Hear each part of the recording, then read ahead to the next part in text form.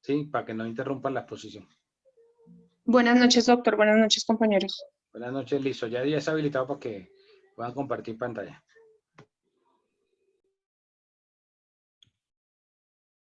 No sé si, Lady, alcanzaste a escuchar las instrucciones.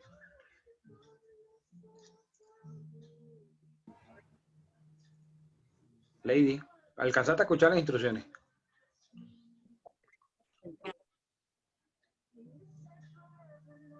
No sé, ¿me puedes repetir, porfa? Es que Bueno, listo, llegué sí. un poquito tarde.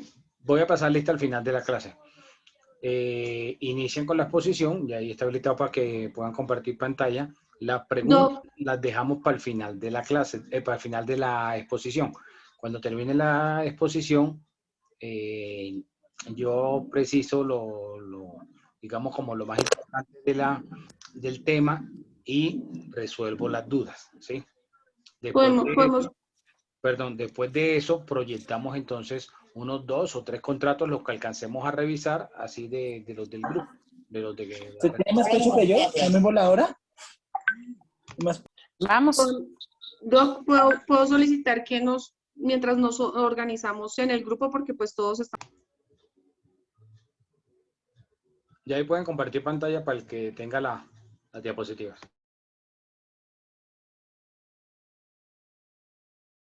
Es que creo que el que la tiene es William.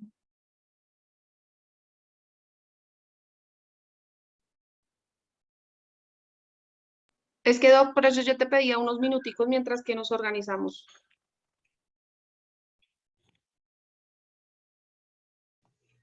Bueno, listo. Entonces paso lista. Pueden iniciar entonces, ya ahí está habilitado. Sí, escriban en el chat y les voy quitando la falla. Ya pueden empezar.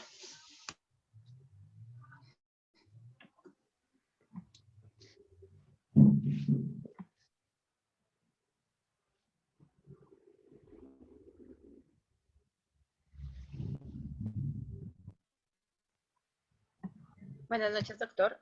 Nos correspondió el contrato de arrendamiento. Somos el grupo 6. No sé si me están escuchando bien. Perfecto. Ok. Bueno, está consagrado en el artículo.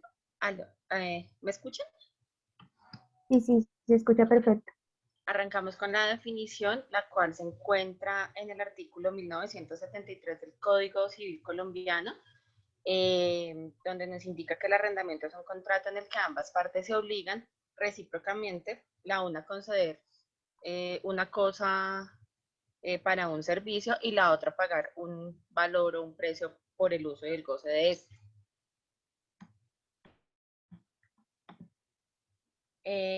Dentro de las características de ese contrato, pues debe constar por escrito.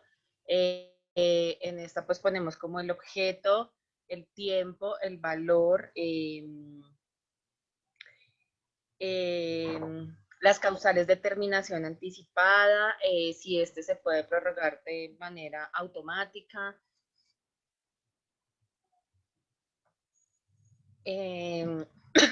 Perdón. La contraprestación, el pago, la forma de pago y demás. Ya mis compañeros siguen con el resto de la explicación.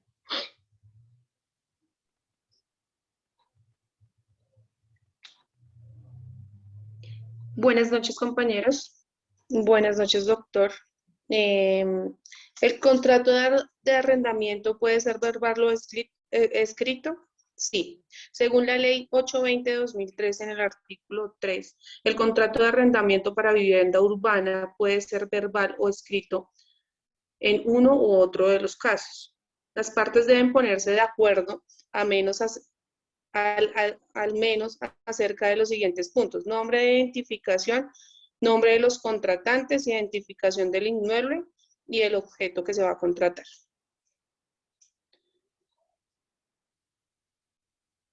Yo estoy investigando y qué tan válido es hacer un contrato verbal. Pues la verdad, no tenemos cómo sustentarlo si la persona no nos quiere entregar el inmueble, por ejemplo. No es tan recomendado pues si bien es cierto que tenemos que partir de la honestidad y lo demás, no es recomendado porque ante un juez no podemos solicitar de qué tipo fue el contrato, aunque es legal y está en el código.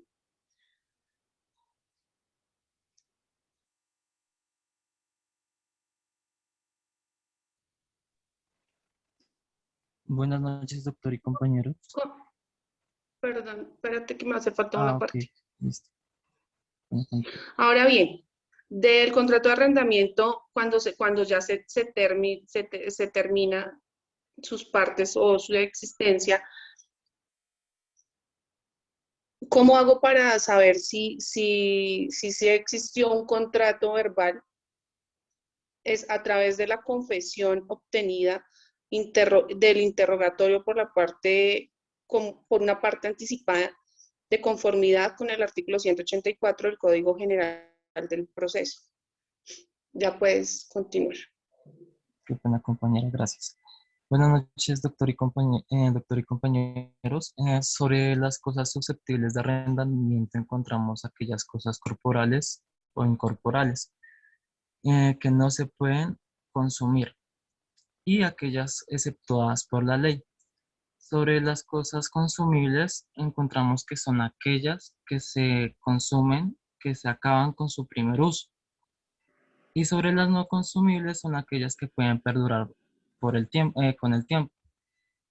Cabe aclarar sobre el artículo 663 sobre las cosas fungibles y no fungibles, que si bien hacen relación, no son lo mismo, ya que, por ejemplo, las cosas consumibles em, son aquellas que pueden hacer como los alimentos y las cosas fungibles pueden ser aquellas como las especies monetarias. Y también cabe señalar que no todo lo consumible es fungible.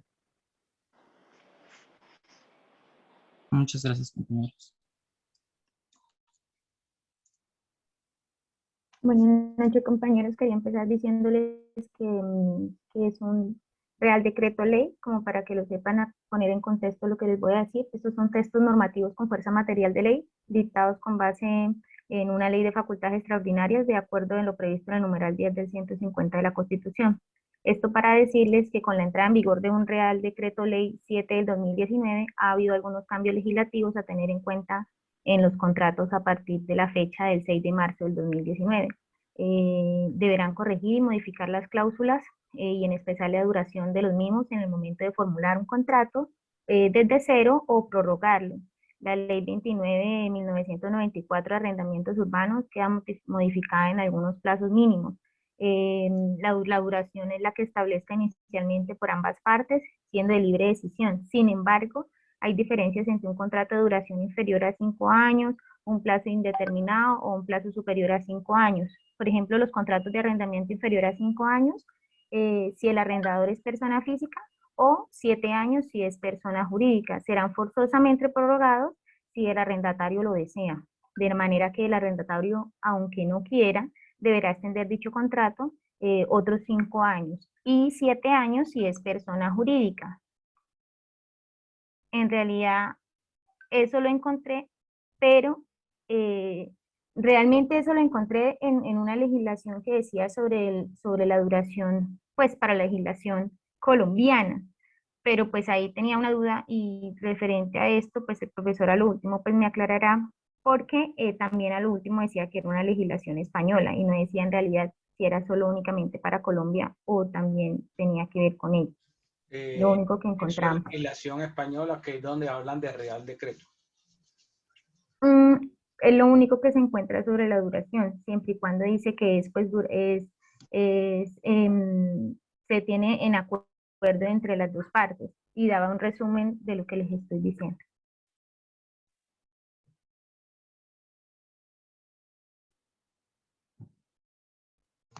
Mirar la información como derecho comparado. Debe ser, profe, porque es lo único que dice sobre duración, y decía colombiana / española.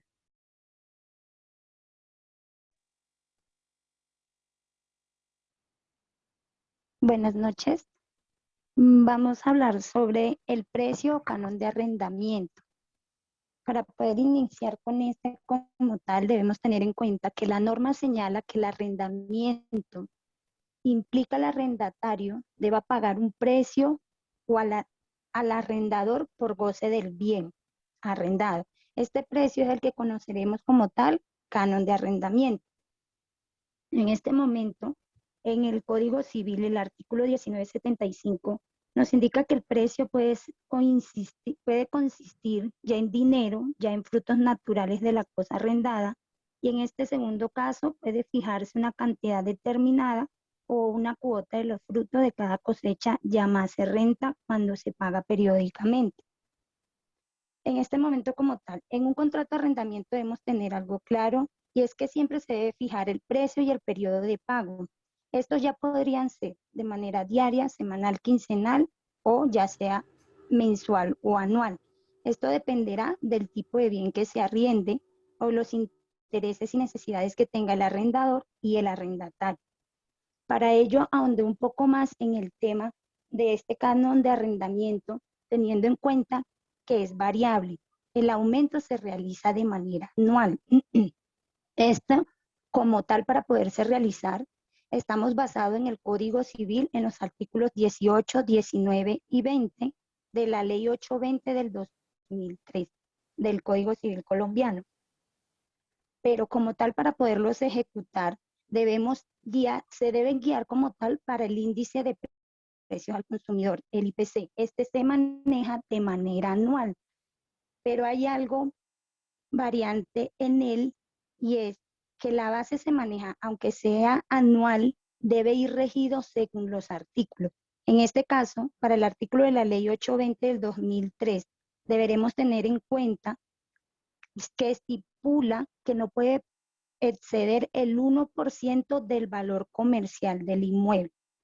Dicho en otras palabras, como más sencillas, donde podamos entender, un ejemplo sería, el año pasado, en el 2020, si se cobraba un monto, ya para el 2021 no vas a pagar o a cobrar el mismo monto, le deberás aplicar ese aumento del IPC, que para el año 2021 quedó en el 1,61%, pero solo se puede aplicar después de 12 meses de iniciado el contrato.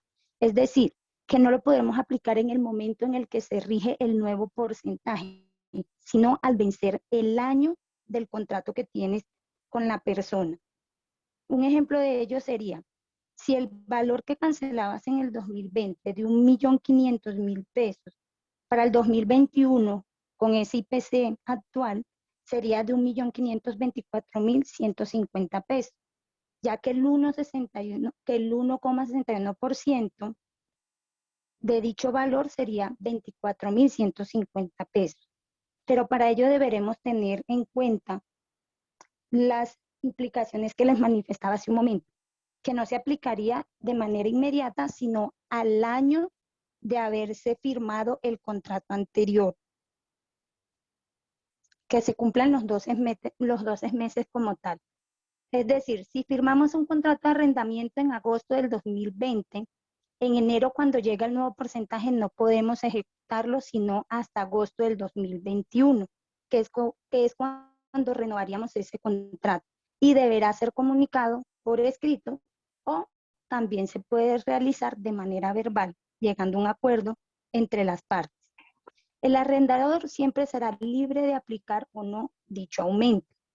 El arrendatario, en caso de que el aumento esté por encima de lo establecido, podrá exigir la terminación del contrato, y este no incurrirá en sanciones. El canon resultante no deberá superar nunca el 1% del valor del inmueble o de la parte que se encuentra arrendada en el momento. Esto dicho en el artículo 20 de la Ley 820 del 2003 del Código Civil. Ahí me está revolviendo dos legislaciones, y mejor sería que primero hables sobre el Código Civil y luego hables de la Ley 820, porque estás mezclando las dos cosas. Okay. El 1% es solo para vivienda urbana. Sí, señor. Ley 820, Código Civil. Sí, solo para vivienda Y los urbana. incrementos, y es lo que estás mencionando, que se puede hacer a los 12 meses para vivienda urbana. Entonces, no mezclemos, y eso lo dije cuando especifiqué lo que iban a hablar. O sea, no Sí, mezcla las señor. dos legislaciones. Primero habla de una y después habla de la otra porque se puede quedar en el imaginario que eso aplica para todos los arrendamientos. Sí, señor, entiendo. Para la vivienda urbana, como usted decía, aplicaba la ley 820 del 2003. Sí, señor. Y tendríamos que para el aumento para el canon comercial como tal, aplicaría el IPS, el IPC y unos puntos. Esto completamente diferente cuando hablamos de los arrendos comerciales, los montos en el que se manejan como tal. Pero eso ya lo intentarán explicar más adelante sobre arriendos comerciales mis compañeros.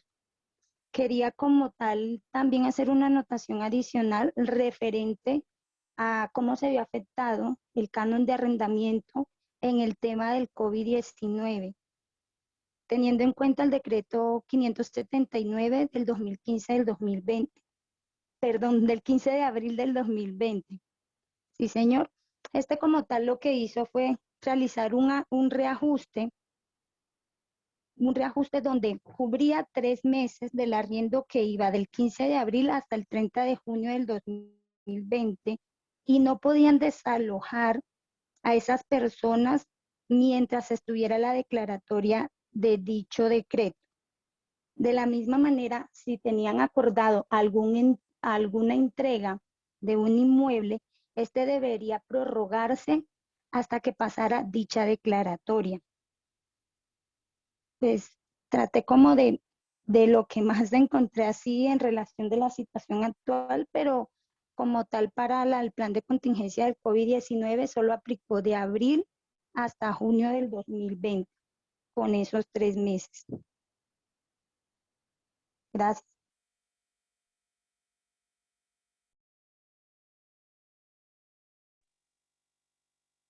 Buenas noches. Bueno, yo les vengo a explicar referente a las obligaciones del arrendador. Una de esas, pues la primera es conceder el uso o goce temporal del bien o de la cosa que se vaya a arrendar. Como segunda obligación, la entrega del objeto del contrato. Esta es necesaria pues para que el arrendatario pueda tener el uso o goce sobre la cosa que se va a entregar, la cual se debe entregar en buenas condiciones, con todas las pertenencias y en el estado para de servir a su goce. La entrega se debe hacer en el tiempo convenido entre las partes. En dado caso de que no haya un tiempo, el arrendatario es quien informa al arrendador la fecha en que requiera la cosa que se arrienda. La entrega se debe hacer en caso del inmueble. El cumplimiento pues de la entrega se debe hacer en el lugar que éste se encuentre. En dado caso de que se genere... Ellos llegaron y hicieron como una ruleta, pero ficticia. Hay un Oscar, el micrófono. En dado caso que sea una cosa mobiliaria, la entrega se debe hacer en el lugar de la vivienda del deudor. Si se designan varios lugares, es el arrendatario, pues quien escoge el lugar en el cual se debe entregar la cosa. El arrendatario debe conservar la cosa arrendada en el mismo estado pues, que se entregó durante el arrendamiento, en donde se deben hacer donde él pues debe hacer todas las reparaciones necesarias para que el arrendatario pues pueda hacer el uso de esta cosa. El arrendatario es el que tiene el deber de poner en conocimiento al arrendador de las reparaciones que pues requiera para poder hacer el goce de la cosa.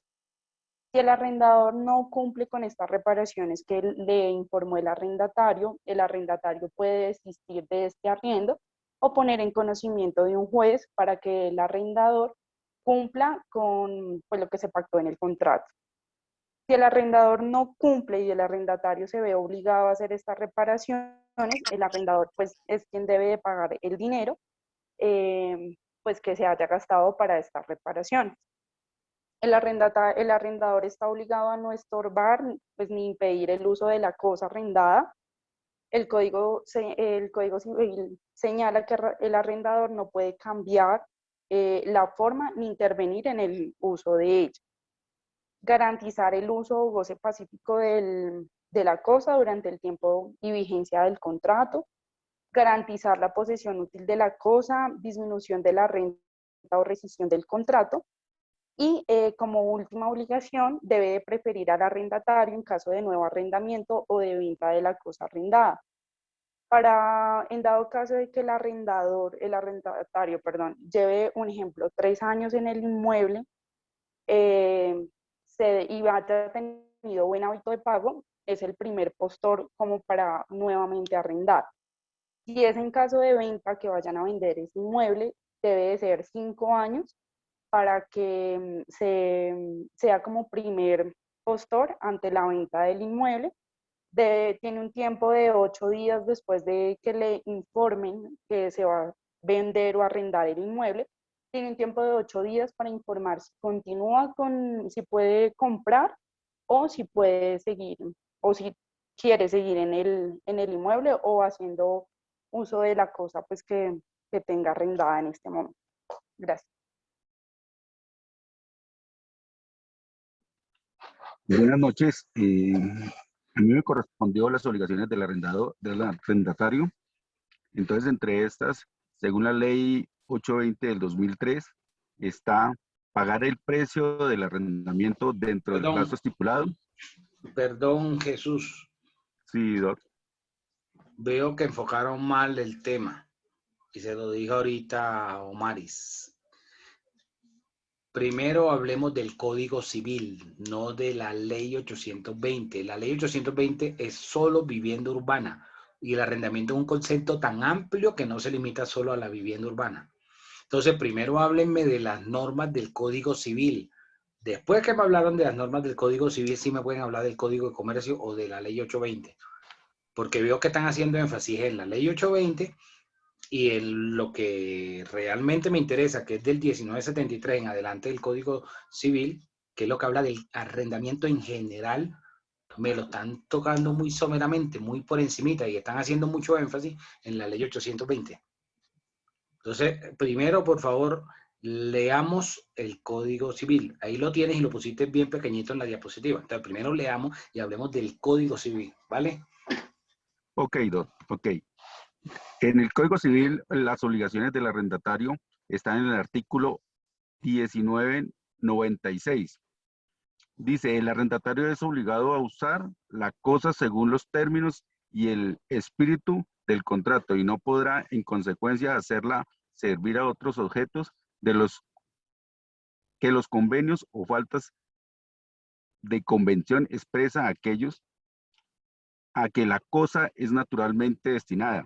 Esto nos refiere básicamente a que si una persona arrienda una vivienda, por poner un ejemplo, no para vivienda, no puede en ese mismo espacio utilizarla para colocar un establecimiento público. Básicamente ese es como el espíritu para lo que se está utilizando, para lo que se solicitó el bien en arriendo, debe seguir siendo el uso que se le da. De igual forma, entonces dice que el arrendatario, si ve que esto no está sucediendo, puede, digamos, utilizar las indemnización, la reclamación, la terminación del contrato y puede solicitar la indemnización por la terminación de ese contrato. Eso más o menos es lo que dice el artículo 1996. Básicamente son digamos, algunas de las obligaciones que tiene el arrendatario. En algunos contratos, el arrendatario solicita que el canon de arrendamiento sea con un mes de anticipación. También en algunos el arrendatario le solicita al arrendador, el arrendador le solicita al arrendatario que éste no podrá hacer arreglos locativos sin la autorización de él. También en algunos espacios, arrendatario paga un depósito que le permite al arrendador cubrir los gastos de servicios públicos y otros servicios y otros gastos que se puedan generar una vez entregado el inmueble. Esa sería como básicamente las obligaciones del arrendatario en términos generales. Hay, como decía el doctor, está la ley de 820 del 2003, que es específicamente para bienes urbanos, y básicamente lleva casi a las mismas obligaciones, ¿cierto? Pagar el precio del arrendamiento dentro del plazo estipulado, cuidar el inmueble o las cosas recibidas en arrendamiento, pagar a tiempo los servicios, cosas y usos conexos y adicionales, cumplir con las normas consagradas en el reglamento de propiedad horizontal y las que ya le mencioné en el artículo 1996, que son las obligaciones del arrendatario.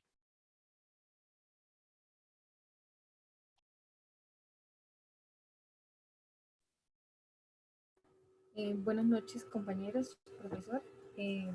Continuando con la exposición de mis compañeros, voy a hablar del mantenimiento y reparación dentro de los contratos. Teniendo en cuenta la gran cantidad de conflictos que suelen presentarse entre arrendador y arrendatario, pasado el tiempo de haber realizado el contrato por los problemas de reparación y daños que suelen generarse en los inmuebles, ya sea por desgaste de uno o sea por un manejo inadecuado de los habitantes, confrontaciones y disgustos que pueden evitarse dejando plasmado desde un principio las reglas de juego de manera consensuada.